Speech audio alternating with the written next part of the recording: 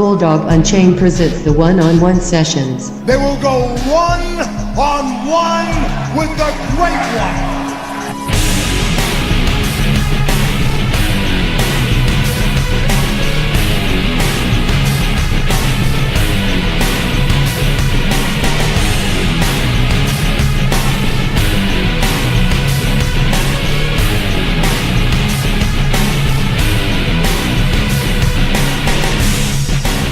What's up, everybody? It is Friday, March 1st, 2019.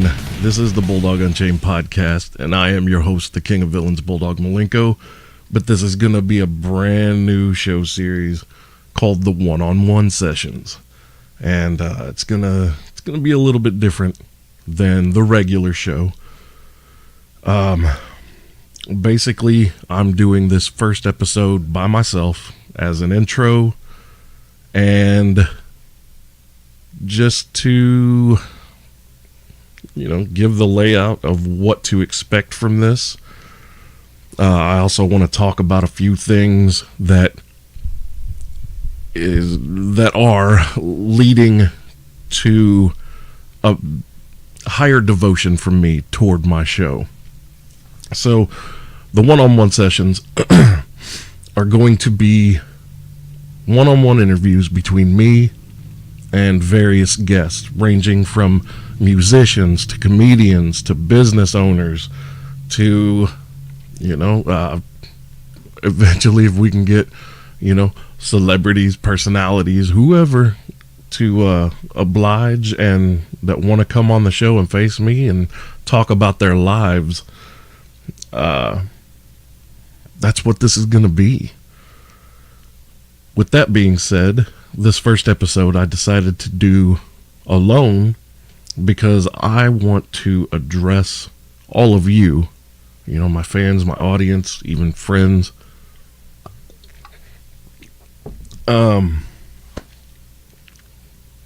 So, you know what? Let's cut to the chase. One thing I want to talk about is dealing with depression. So I, myself, for years, have battled in and out with depression. I've never been medicated. I don't go see a therapist. I actually have a very difficult time discussing my personal feelings about personal issues like emotional issues, things like that. And I figured that this was a good way to lead off because 2 weeks from today will be my 40th birthday. And I'm going to be completely honest and very blunt with you guys in what I'm about to tell you. But about the middle of November of last year, 2018, I hit a really low depression. And I had basically, let me preface this by saying I have made peace with death years ago, like my own demise. Death does not scare me. If anything, I'm very welcoming to it, not in a sense of I'm seeking it, which I'll get into that here in a minute, but I've made peace with death. I'm not afraid of it. And a lot of people, especially those who are religious or spiritual, there's a lot of fear tied into the thought of death, and that's because a lot of people have trouble accepting their own mortality, I should say. And for me, a big question that I get asked, being an atheist, by a lot of, especially Christians, will ask me, is, well, what do you think happens when we die? And I return fire with another question, and I ask them, well, tell me what it was like before you were born. Imagine that it'll be a lot like that. Energy is neither created nor destroyed. It is constant. It is always there. It just changes and flows and shifts and goes through different phases. Now, that being said, November of last year, I had basically resigned myself to making it to my 40th birthday and seeing in that 4-month time frame, how many experiences I could create with people and have and all of this, and not let them know what this was leading to, but I literally wanted to see if I could get however many people together for my 40th birthday, have a huge party, just a great time with everyone. Excuse me. And once everything was over, I was going to cash out, meaning I was fully planning to take my life. And I know that that's going to catch a lot of you off guard. It's probably going to upset some people, especially those that are either fairly or somewhat or extremely close to me, but that's the reality. Now, my reasoning was I'd felt like my life had become not only stagnant, but just was a complete waste. I know that a lot of people look at me through different, they have a different view of me, but no one can destroy you better than you. Anybody who deals with depression will agree with that. But over these past few months, and especially the past few weeks, I've reconnected with sources of positive influence in my life, and I've had some really tough conversations, and I've had some really great conversations, and sometimes they were one and the same. And, like, a few of my friends were just talking to me about this show. And they're like, man, it's what you did with this show, just creating it from nothing. You just decided you were going to do this. You did it. It's growing and growing and growing, which, by the way, in January, we had a record month, almost hit 14,000 downloads. February, I can't reveal the number to you yet. That number will be revealed on Sunday's episode because we're doing a contest giveaway and the winner has been chosen, but we're saving that for the main show. But February broke that record. So, and when I say broke that record, I mean kicked the shit out of it significantly. That being said, it was pointed out to me that, a lot of people find comfort in my show. They take solace in what I do, providing comedy, and even when it gets real and we talk about real world issues, and even though people may not agree with everything that I say or that my co-hosts or my guests say, they still like to hear differing opinions and views, and they like that there's still, even as much of jackasses as we act like on the main show, there's still a modicum of respect that seems to be lacking in general society. Now, back to the depression thing, though. It's different for everyone.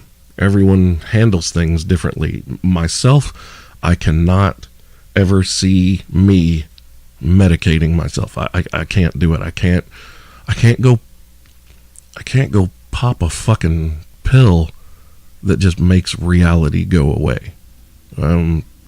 Because no matter what, the problems are still there. Now you're just blind to it, and that doesn't seem like very much of a cure or a fix or even a temporary solution to me.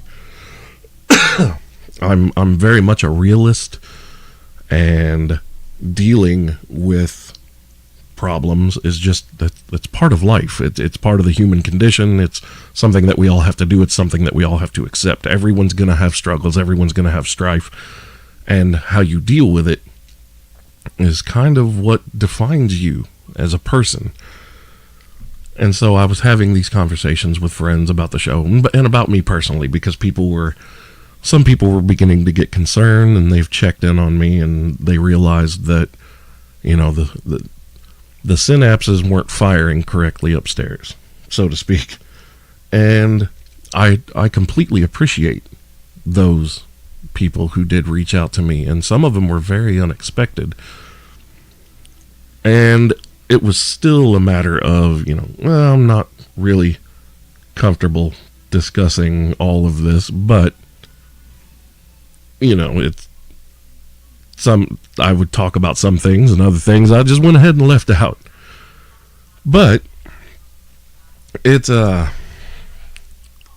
led me to the realization that I do matter, and my show matters, and what I'm doing with this matters, and it doesn't matter what I've got going on in my personal life, like with a job, look, I have a job now. I enjoy it. It's all right. It's not my passion though. This show is my passion, and that's why I'm looking to expand it. I want to branch out more. I want to create more, and that's another friend was very adamant about telling me. He's like, you're a creator. You're a creator.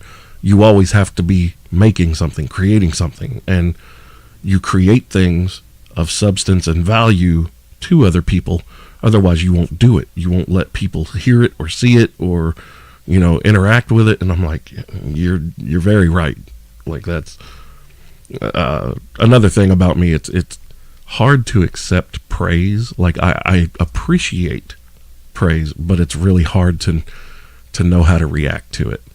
I tend to shrug it off a little bit, which is a bad habit, because anytime you shrug off someone's praise, it's very dismissive, and I know how that feels, and I don't like that. I don't want it to happen to me. I don't like to do it to other people, so I'm trying to become more mindful of when I'm getting into that headspace.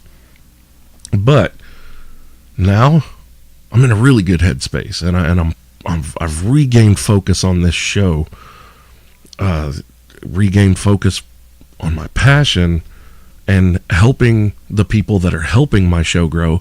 All of the comedians that come in, Tor and Chris Izzy, Corey, Josh McNinch, Jew Boy, and then even my co-hosts Tucker and Nubsy. I want everyone. I want us to succeed together, and I want to push this further.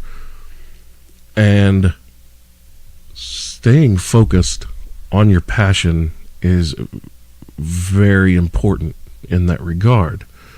Another thing that was brought to my attention through a conversation with another friend, we were talking about the difference between winners and losers, or being a champion. And it boils down to, winners are just willing to do things that losers aren't willing to do. The most common mindset of losers is, oh, that's too hard, I'm not going to do it. Or, oh, what's the purpose? Oh, I don't feel like doing that. And a winner's never going to do that. A winner's going to see what it takes. They're going to hear what the challenge is, and they accept the challenge. They welcome the challenge, and they rise to the challenge. And I was in that conversation. I said, I don't really look at myself in that regard. And this friend was like, dude, you took a show that you built from scratch. Like, you built this from the ground up. You were getting, maybe 100 downloads per episode in the beginning. And then after building it for, 7-8 months, you stopped for 3.5 months. Like, I literally, I stepped away due to personal life issues, and I didn't do a show. I was pretty much done with it. And after about 3.5 months, I just got on Facebook and asked everyone on my friends list. I was like, man, do you guys, is anybody missing the show, or should I just go ahead and let it die? I got an overwhelming response of people who were not only supportive of the show, but were very pissed off and angry at me that I hadn't been doing it. Which is very shocking, but also felt really good to know that people wanted this. Like, they still wanted this to happen, no matter. And even then, it was a different incarnation of the show. Like, this show has evolved over 3 years now. It's changed. mostly for the better. I feel. I don't know. It's hard for me to gauge. This is my baby. I love my baby. So, but I do look at it as, wow, that's like, yeah, you're right. I came from getting 400 downloads, 500 downloads that first month to this January of 2019, almost 14,000 downloads for that month. And that may not seem like a lot to some of you, but this is homegrown. The only advertising that I've done is through like little Facebook ads here and there, and to targeted audiences. And now we're getting into the league where we may get to play ball. Like now we're getting into the realm of numbers where there's potential sponsorship and potential advertising. I have a few interested parties, like outside interests, in potentially helping my show reach a larger number, like a larger audience, without having to change anything that I'm doing or changing any of my platforms. This will just be another platform that wants to distribute it to a specific audience that they already have. And that's huge.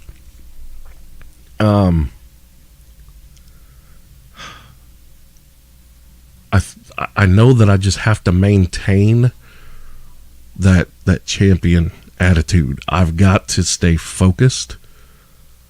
I can't let anything come between me and my clear-cut goals and vision that I have now. Like I've written some of these things down. I need to just go ahead and make a full list and just make myself read it out loud every day, at least once a day. Recite it so that it becomes a personal mantra, to the point where I don't even have to look at the piece of paper anymore to recite the entire list. When I wake up in the morning and my feet hit the floor, start saying these things out loud as I'm getting dressed and preparing for my day. These are things that winners do. These are things that champions do. These are things that help successful businessmen and other ventures, like other people in other ventures. This is what helps them stay focused. Gary Vaynerchuk, who, if you've never heard of, look that guy, Gary V-E-E. You can look him up that way through Facebook, YouTube, whatever. One of the most highly motivational individuals I've ever seen. He's vulgar. Like he doesn't care about his language, which I love because I cuss like a sailor. I use fuck like a comma. It's a part of sentence structure. But this guy, he's constantly telling people, don't look at what everyone else around you is doing. Like, just, like the people that you hang out with all the time. It's fine that these people are your friends, but you can't look at what they're doing and expect to become successful. You have to model your behavior after people who are already successful. You have to have a purpose. You have to. Very rarely does someone become accidentally successful. Most people had to fail over and over and over before they became successful. And that's another big difference between winners and losers. Losers, more often than not, are afraid to fail. And I can say this as somewhat of a perfectionist. When I do things, that's one reason why I may have avoided quite a few things in life, is because that thought was there that I may not be able to do it perfectly. So I don't want to do it. And I don't want to fall on my face doing it. And that fear of failure leads to failure. But here's the thing too. That fear of failure leading to failure, if you're afraid to fail, that's one thing. But being afraid to try because you might fail, that's soul crushing. It's defeating. Well, I already know that my show is successful. If we're looking in terms of what I've been able to do and accomplish and reach in 3 years, this is successful. I'm looking for that next phase now. Now, I'll just go ahead and tell you, one of my clear-cut goals is within the next 2 years, I'm going to figure out a way to make this my daily job, where I talk to people. I don't care if it's a 2-hour show or a 3-hour show, 4-hour show, if I'm doing interviews every day or what. This is what I want to do every day, Monday through Friday, 5 days a week. I want to talk to the world, and I want to be uncensored. I'm not willing to compromise any part of myself, which I actually even I did that with my show in the past, and I know that it was suggested through good intentions, but at the same time, I feel that it cheapened my show, and it took a part of me out of it, and I compromised, and then I decided I wasn't going to compromise anymore, and that no, this is my show. I created this, and I'm going to do it how the fuck I want to do it, and I'm going to do it my way. And anybody that wants to be along for the ride and help out, cool. But if you don't want to be a part of it, well, then get the fuck off the tracks or get run the fuck over by the train. It doesn't bother me either way. I know who I am. I know what I need to do. Yeah, it's kind of nice when things can come together. You get yourself into a better headspace. You get out of depression. And that's the other thing. If you're dwelling in depression, you've got to do something to change yourself, change your surroundings. And here's the other thing. Like, think about it this way. All of these pills and any drugs that they can prescribe to you for depression and whatnot, if a flower or a tree is dying, you don't change the flower or the tree. You change the flower or the tree's surroundings. You have to change its environment. Something is not nurturing it properly in its environment. So if you're stuck in depression and you're pumping pills into yourself, you're not changing anything. All you're doing is you're numbing yourself to your own reality. You're making yourself absent from your own life. You may be partially there, but it's not the fix. And by no means am I telling people, if you're prescribed medications for, a chemical imbalance in your brain, no, I'm not telling you to quit your medication or anything like that. No, not even remotely. But for those of you who may just be sad or depressed, like, that's a part of life. You got to take the good with the bad. All right, like you can't just gamble all the time that good things are going to happen. Otherwise, you're going to be in for some severe fucking disappointment. Kind of like, I'll touch on this. Not keeping score in kids' games, like in kids' sports, like t-ball, soccer. Nobody keeps score. Everybody did a great job. No, that's not reality, and you're not doing them any favors. It doesn't matter that you think, oh, well, you don't want to shatter their confidence. No, yeah, you do. People need to have their confidence ruined every now and then. It's what keeps us grounded. It's what makes us work harder. That's how you separate the wheat from the chaff. That's how you separate the cream from the milk. The cream will rise to the top.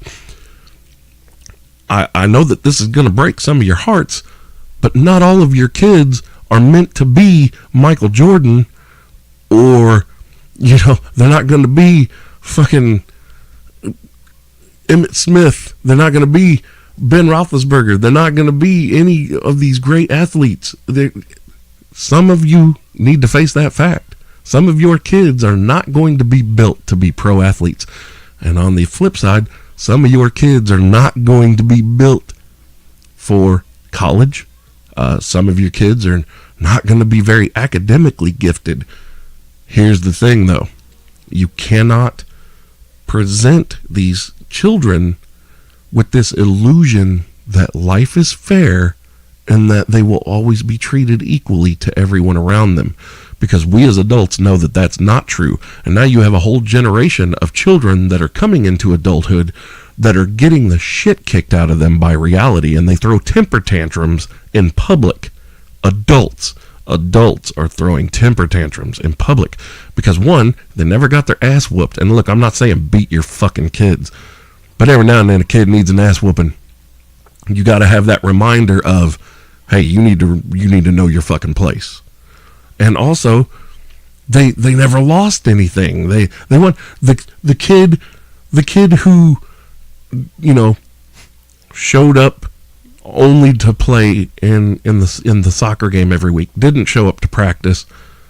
Well, that kid is going to get the same medal or participation award as the team of kids who showed up every week and maybe were the best team in the league, but we don't know because we don't keep score, and everybody gets the same trophy or medal, and it's ridiculous. And I know that a lot of places are shifting away from that now, but it needs to be done en masse. Like we have to agree as a goddamn society that everybody kind of needs to be on the same page about certain things, and failure's one of them. You cannot have kids being afraid to fail. Children now have too much pressure. Like, okay, like I said, I'm going to be 40 in 2 weeks. I did not have as much pressure on me when I was in, middle school and high school as kids today do. These kids, there were bullies when I went to school, and there were people you didn't want to deal with, and there were people who shit on your feelings, and teachers that would do it, and coaches, and whatever. But at least when I got home, that shit, I didn't have to really deal with it then. But now, through the advent of social media, these kids are bombarded constantly, and I know that a lot of you are saying, oh, well, then the solution is for them not to be on social media so much. And that's not the solution. Here's the problem with that line of thinking. I, at first, was on board with the parenting aspect of limiting kids' screen time. Here's the problem with that. Whether you like it or not, our society is moving into screen time. Screen time is very important. And what you're doing when you limit your child's screen time is you're putting them behind every other kid that's their age who can take mom and dad's tablet at 3 and 4 years old and do whatever they need to do, whatever they want to do. You have kids now who are 7, 8, and 9 years old who can do basic scripting and coding and create their own apps and programs. Meanwhile, your kid that's 7, 8, or 9 that you say they're limited to an hour a day of screen time, you're not doing them any favors. You're putting them behind. And you can argue with me all you want about it, but the statistics show we're moving our tech, like the centralizing of our technical prowess as a society is shifting greatly, not by the year, not by the month, not by the week, but by the day. We are propelling ourselves into a new horizon of technology-based living. Eventually, you're going to see mega cities built as skyscrapers that you don't ever have to leave again. Like these skyscrapers, you will live there, you will work there, you'll go to the movies there, you will shop there. You won't even have to leave these places for the most part, unless you're going to visit someone else. But everything that you would do is going to be centralized. They're already planning these around the world, and most of these are going to be very technology based.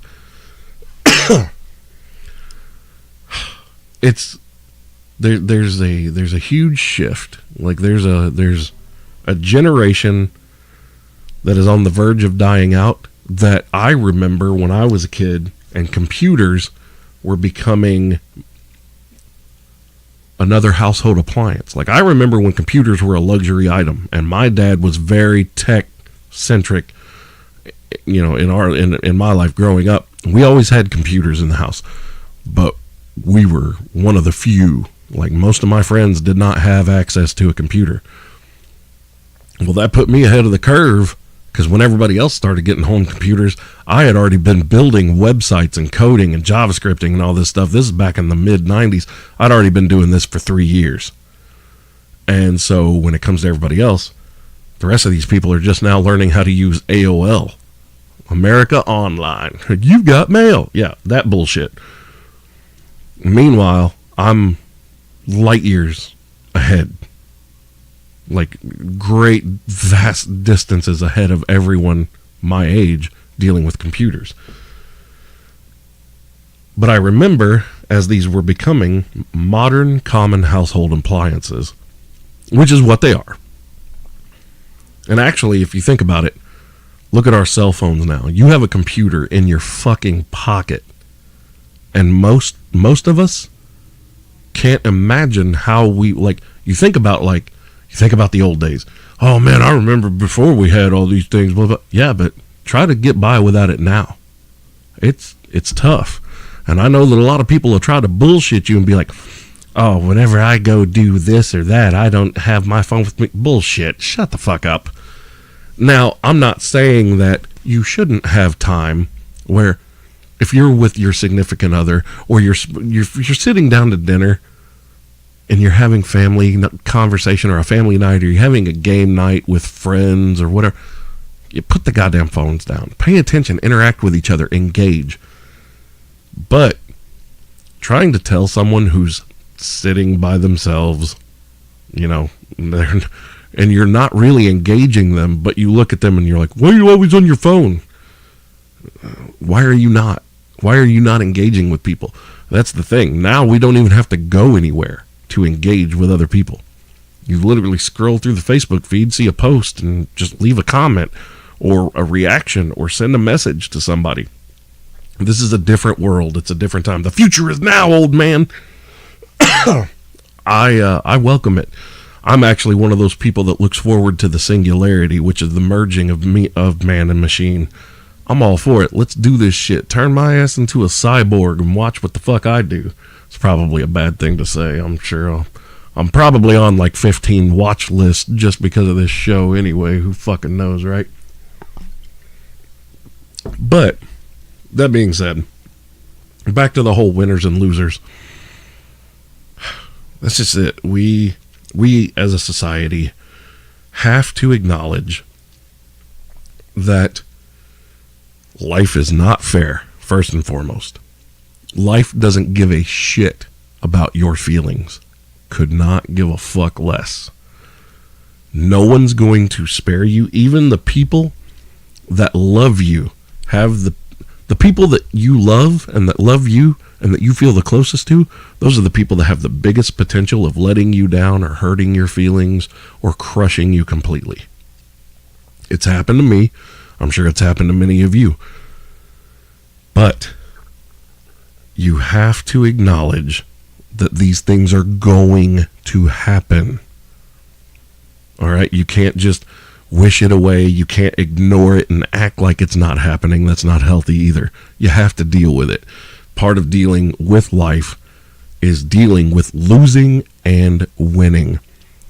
And a lot of people think that winners have only won. No, winners are people that lost and lost and lost and they kept fucking going. Losers lose and decide to hop off the train right there. And they stay in the loss column. And they don't seek out those W's anymore. That's what life is, people. It's a series of W's and L's, wins and losses. Which column are you trying to check off? Not jack off, but check off. All right. So, yeah, that's going to be it for me today for the first one-on-one session. I am in the process right now of setting up more of these where I'm going to have guests in here and we're going to talk about their lives and about their views and their opinions of things. It's not going to be so comedy focused like the main show is for the brand.